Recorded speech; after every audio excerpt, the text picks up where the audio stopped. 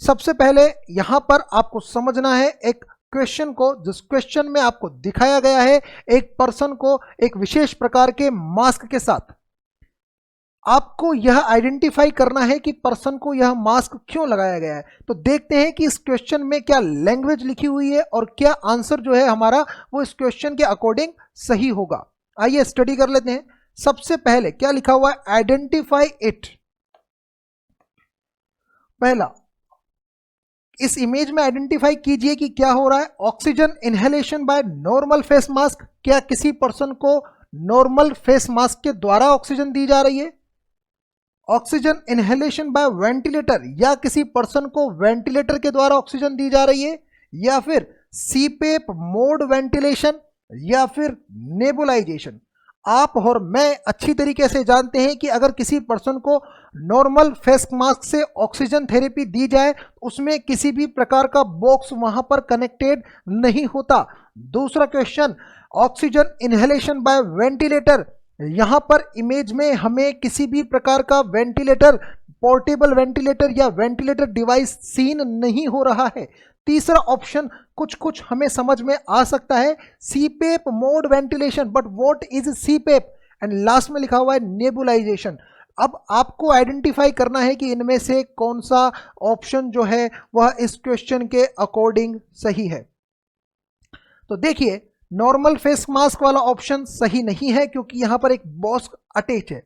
Oxygen inhalation by ventilator, किसी भी प्रकार का वेंटिलेटर हमें यहां नहीं दिख रहा। Option number third, CPAP. What is CPAP? जब कभी भी किसी भी पर्सन को कोई डिजीज कंडीशन हो, जिस डिजीज कंडीशन में उसे हम एंडोट्रेकियल ट्यूब नहीं डाल सकते, जब उसे हम एंडोट्रेकियल ट्यूब नहीं डाल सकते तो ऐसी कंडीशन में, और जब उसे हमें ऑक्सीजन थेरेपी देनी पड़े क्योंकि वह प्रॉपर तरीके से इंस्पिरेशन नहीं कर सकता, ऐसे में उसकी ब्रीदिंग की प्रोसेस को सुचारू रूप से चलाने के लिए हम एक विशेष प्रकार के असिस्टिव वेंटिलेटरी डिवाइस का यूज करते हैं।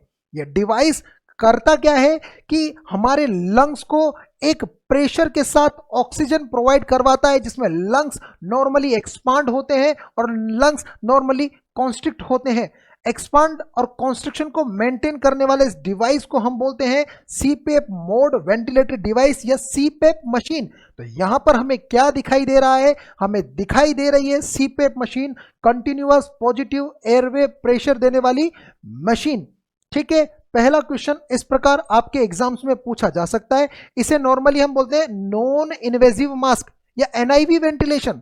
एनआईवी का मतलब क्या हो गया यार, देखो अगर किसी को एंडोट्रेकियल ट्यूब डालोगे तो बॉडी में डालोगे तो इन्वेजन होगा, पेन होगा, लेकिन एनआईवी ये कौन सा वेंटिलेशन है, एनआईवी नॉन इन्वेजिव। आपने मास्क लगा दिया और वेंटिलेटर से, छोटे वेंटिलेटर से, पोर्टेबल वेंटिलेटर से, सीपेप मशीन से आप पर्सन को इनहेलेशन करवाते हैं। आइए कंटिन्यू करते हैं नेक्स्ट क्वेश्चन से। आइडेंटिफाई द प्रोसीजर, प्रोसीजर को आइडेंटिफाई करो।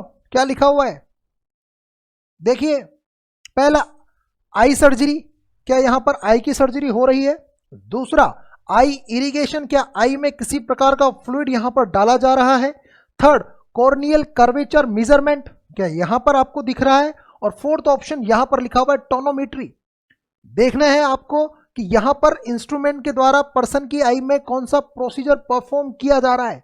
तो अगर हम समझने की कोशिश करें आई की सर्जरी, यहां पर किसी भी प्रकार का सर्जिकल सेटअप नहीं है, किसी भी प्रकार की ब्लेड्स, किसी भी प्रकार के इंस्ट्रूमेंट को यहां पर यूज नहीं किया गया। सर्जरी वाला ऑप्शन सही महसूस नहीं हो रहा।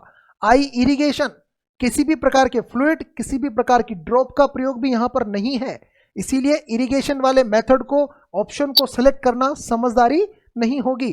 थर्ड लिखा हुआ है tonometry. What is tonometry, what is tonometry. अब यहां पर यह समझना पड़ेगा कि टोनोमेट्री क्या होती है। और नेक्स्ट लिखा हुआ है corneal curvature measurement. Corneal curvature measurement, यहां पर अगर आप देखने की कोशिश करें, जो डिवाइस हमें यहां पर दिखाई दे रहा है उसका नाम है tonometer.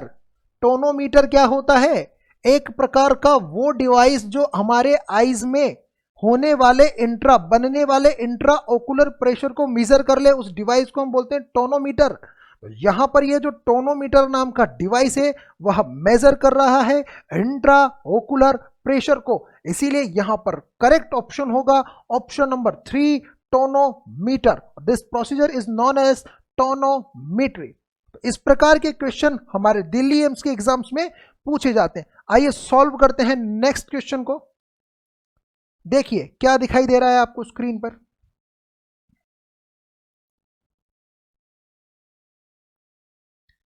Identify this. Option number 1 child toy for calculation, छोटे बच्चों के लिए कोई खिलौना है गणित सीखने के लिए। Option number 2 orchidometer for testis length, testis की लेंथ को नापने के लिए कोई ऑर्किडोमीटर है। Option number 3 orchidometer for testis volume measurement, या ऑर्किडोमीटर है जो टेस्टिस के वॉल्यूम को मेजर करेगा।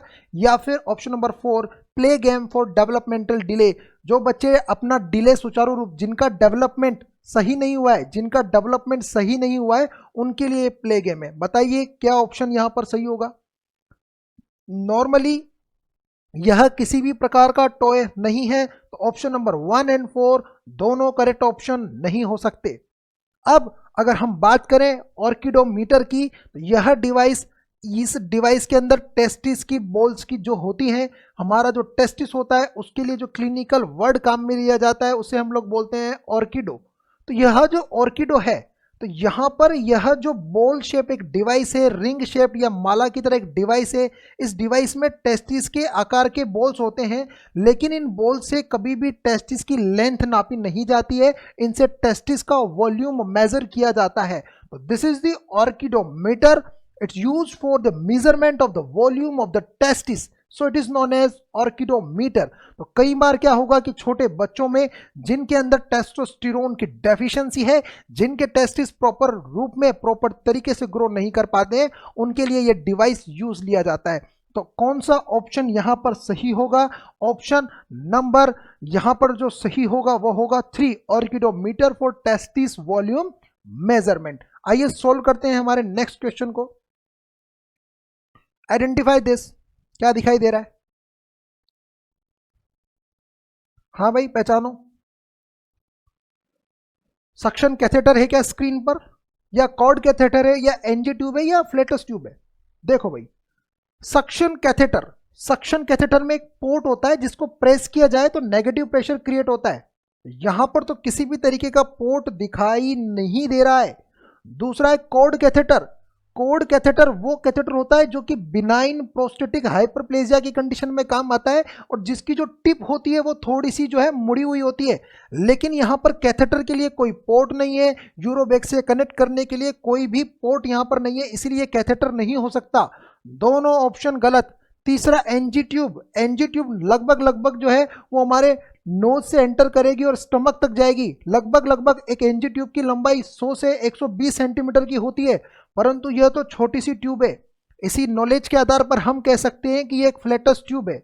जब किसी पर्सन के अंदर एब्डोमिनल डिस्टेंशन हो जाए, तो एब्डोमिनल डिस्टेंशन की कंडीशन को ट्रीट करने के लिए हमें उसके एब्डोमेन से फ्लैटस को रिमूव करना होता है। तो यहाँ पर एक विशेष प्रकार की ट्यूब होती है जो एब्डोमेन से फ्लैटस को रिमूव कर देती है। इस ट्यूब को हम बोलते हैं फ्लैटस ट्यूब। तो correct option for this question is option number 4।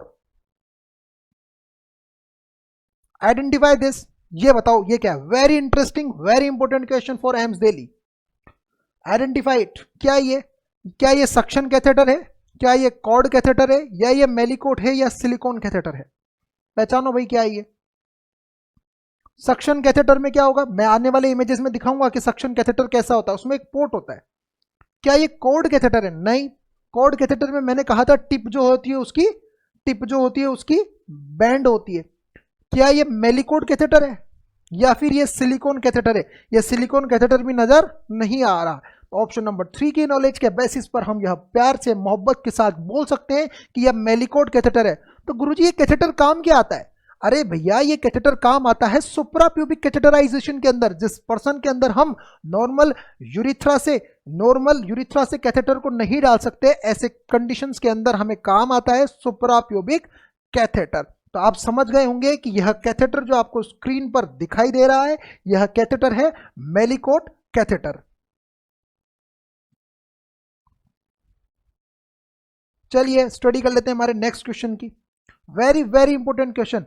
Identify the clinical condition type of bed सोर। First degree, second degree, third degree और फोर्थ डिग्री। वैसे भी जब मैं आपको कंटिन्यूस आपकी क्लासेस लेने वाला हूं, तब मैं आपको निरंतर इमेज बेस्ड वो पढ़ाऊंगा जिनमें हम बर्न के इमेज बेस्ड अलग से पढ़ेंगे, बेड सोर के इमेज बेस्ड अलग से पढ़ेंगे। यहां पर एक बार सॉल्व करते हैं कि क्या हो सकता है answer. Identify the clinical condition और टाइप ऑफ बेड सोर। कौन सा बेड सोर है ये? देखो यहां पर अगर हम देखें तो यह जो बेड सोर है, इसका जो सराउंडिंग इन्वायरमेंट है, ग्राउंड इन्वायरमेंट है, वो कौन से कलर का है? पिंक कलर का। बेड सोर में क्या आपको स्किन स्लफ नजर आ रही है क्या? यस। तो जब कभी भी ओनली एपिडर्मिस हट जाए, ओनली एपिडर्मिस हट जाए, लोअर लेयर दिखाई देने लगे और एपिडर्मिस जो है वो थोड़ी बहुत वहां पर प्रेजेंट हो, इस प्रकार के बेड सोर को बोलते हैं सेकेंड डिग्री। तो यहां पर जो बेड सोर का टाइप आपको दिख रहा है वो है सेकेंड डिग्री बेड सोर। बताओ नेक्स्ट क्या दिख रहा है? Identify the type of burn. कौन से टाइप का बर्न है?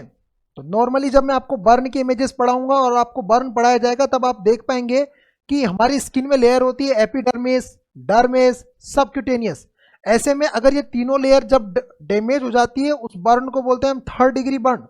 ठीक है, एक क्वेश्चन जो आपको मैं, वैसे ये जो बर्न के क्वेश्चन है मैं नेक्स्ट में आपको सॉल्व भी करवाऊंगा, तो पहले हम एक बार क्वेश्चन कर रहे हैं तो जनरल इसकी अंडरस्टैंडिंग ले। तो यह कौन से टाइप का बर्न होगा? थर्ड डिग्री टाइप का बर्न होगा, क्योंकि इस टाइप के बर्न में एपिडर्मिस, डर्मिस और सबक्यूटेनियस तीनों लेयर बर्न हो चुकी है, लेयर जो है वो लेदरी हो चुकी है। तो इस प्रकार के बर्न को हम बोलेंगे थर्ड डिग्री बर्न। हाँ भाई, ये पहचानो, very very important question. Identify it, इसको आइडेंटिफाई करो, क्या दिखाई दे रहा है आप लोगों को? पहला पेडोमीटर, पेडोमीटर मतलब हम जो चलते हैं हमारी चाल को नापने वाला डिवाइस। दूसरा पेसमेकर, पेसमेकर मतलब हार्ट के कंडक्शन सिस्टम को स्टिमुलेट करने वाला डिवाइस। तीसरा होल्टर मॉनिटर, होल्टर मतलब 24 घंटे ईसीजी मॉनिटर करने वाला डिवाइस। और फोर्थ पोर्टेबल पल्स ऑक्सीमीटर। भाई इसमें देखो तो पल्स ऑक्सीमीटर वाली तो कोई बात है नहीं, उसके लिए तो प्रोब लगाना पड़ेगा अपने को। अब यहाँ पर ईसीजी जैसी जो है लीड्स भी लगी हुई है, इसका मतलब क्या है?